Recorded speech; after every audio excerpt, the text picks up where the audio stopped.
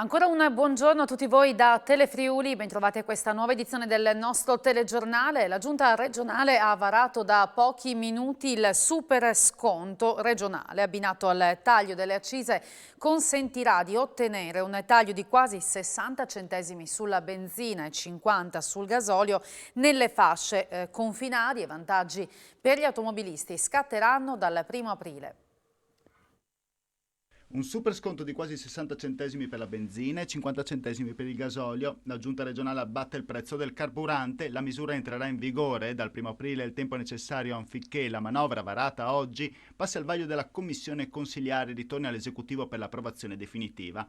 Nello specifico per la zona 1, comuni svantaggiati o contributo maggiorato, il provvedimento stabilisce che allo sconto già previsto si aggiunga a partire dal 1° aprile un ulteriore abbattimento del prezzo di 8 centesimi sulla benzina e 6 sul diesel. Lo sconto regionale quindi raggiungerà quota 29 centesimi per la benzina e 20 per il gasolio. Per la zona 2, comuni a contributo base, la Giunta ha stabilito che la riduzione sarà pari a 22 centesimi.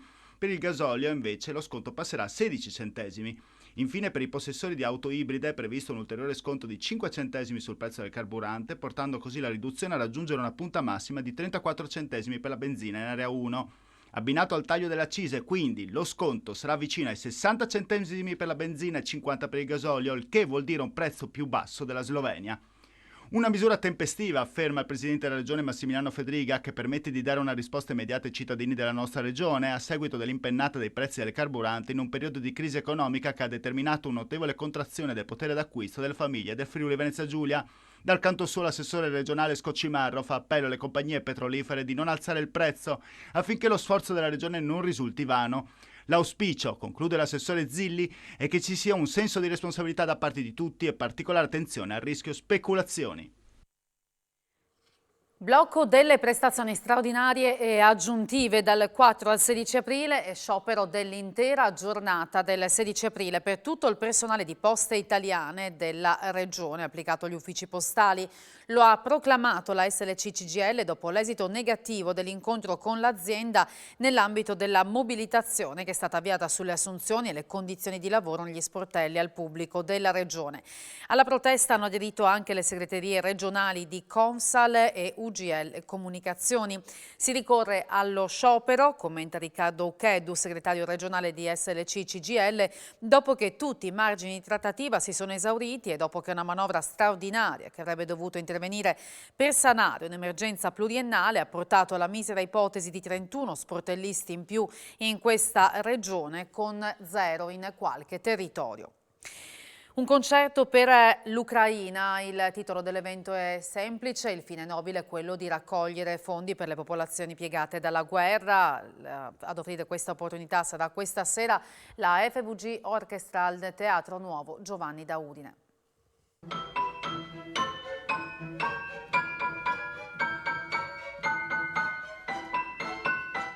Un concerto per l'Ucraina voluto e sostenuto da enti culturali e aziende della regione. Protagonista la FVG Orchestra che proporrà un repertorio di Penderecki e Dvorak con la presenza del flautista Massimo Mercelli.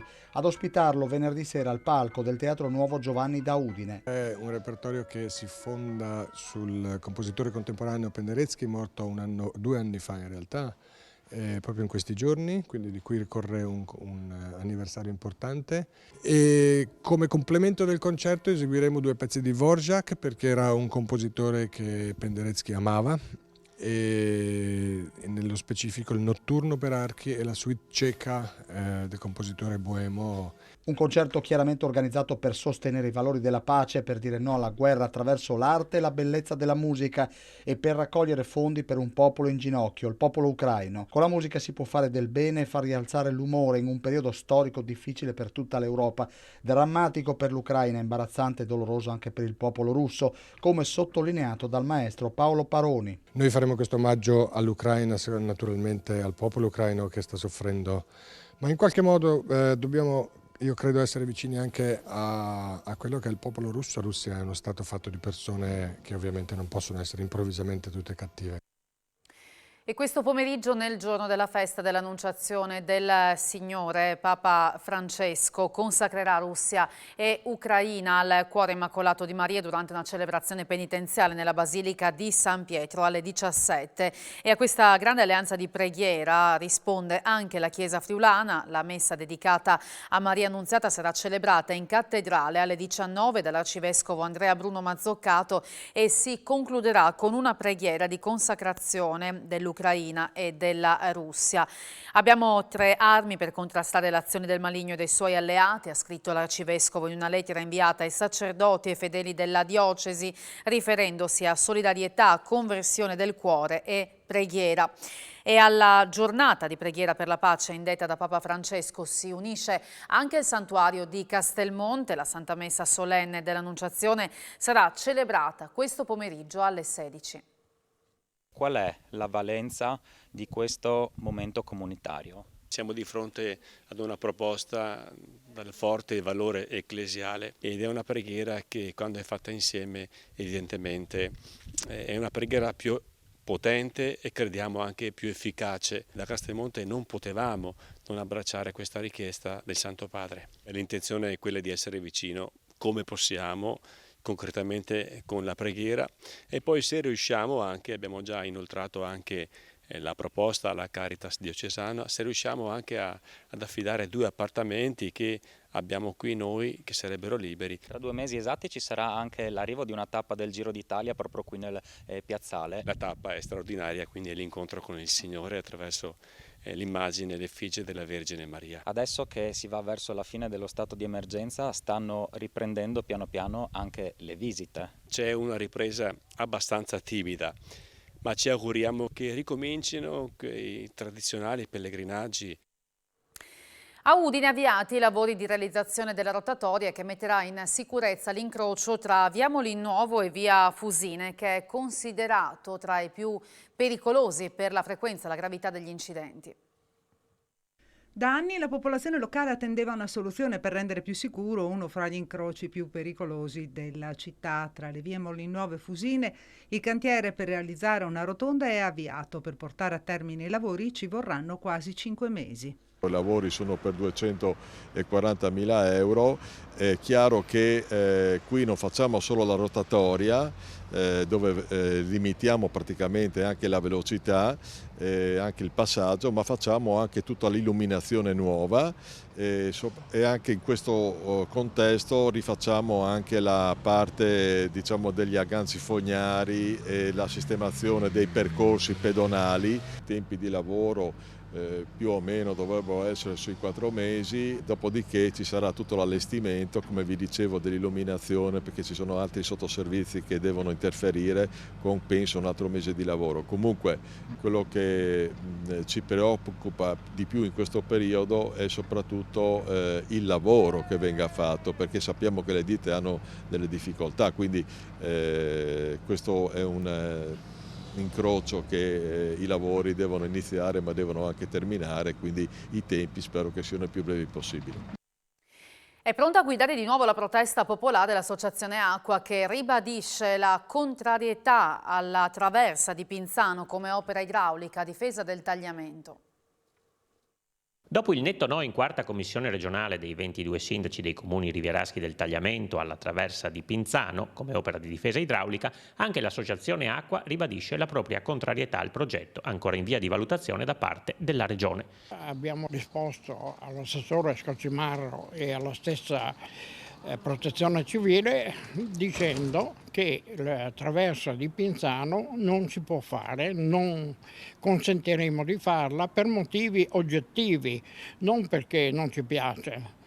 Concretamente non si può fare per ragioni fisiche del territorio ed è completamente inutile, come è stato dimostrato dallo studio Delft Hydraulics olandese già molti anni fa. Noi insistiamo perché venga fatta una manutenzione che è ferma da decine di anni, è l'unica cosa che potrebbe eventualmente salvare la Tesana.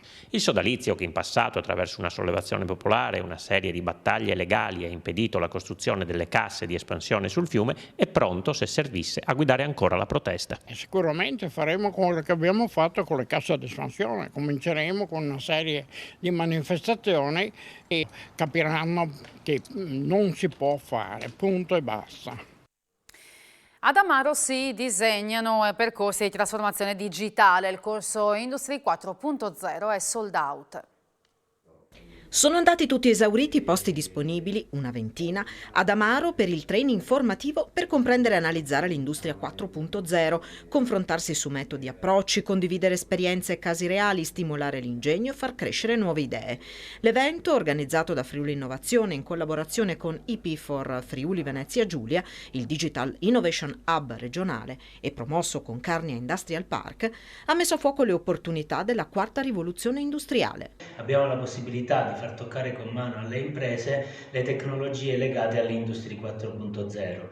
Siamo qui ad Amaro, nel Carnia Industrial Park, grazie a un evento organizzato da Friuli Innovazione per far vedere le potenzialità del nodo nella specializzazione dell'Internet delle cose. Oltre a questo nodo ci sono ulteriori altri 3 spazi fisici specializzati in altrettante tecnologie ad Udine, a Pordenone e a Trieste. Si tratta di un'iniziativa interessante per gli imprenditori in quanto dà la possibilità di conoscere ma anche toccare con mano le potenzialità delle tecnologie abilitanti di Industria 4.0. Si sta organizzando per ospitare una serie di manifestazioni legate alla festa della patria del Friuli che quest'anno avrà il suo cuore centrale a Vito d'Asio. Il centro di Udine già è imbandierato d'azzurro e giallo in occasione del 945esimo della nascita della patria del Friuli.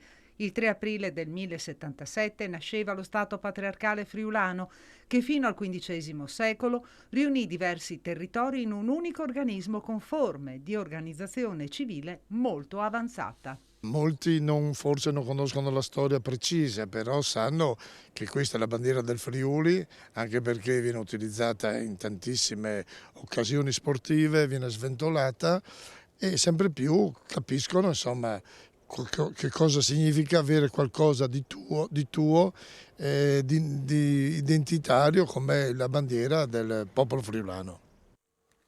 Tra poco vi ricordo l'appuntamento con A Voi la Linea, grazie per aver seguito il nostro telegiornale, arrivederci.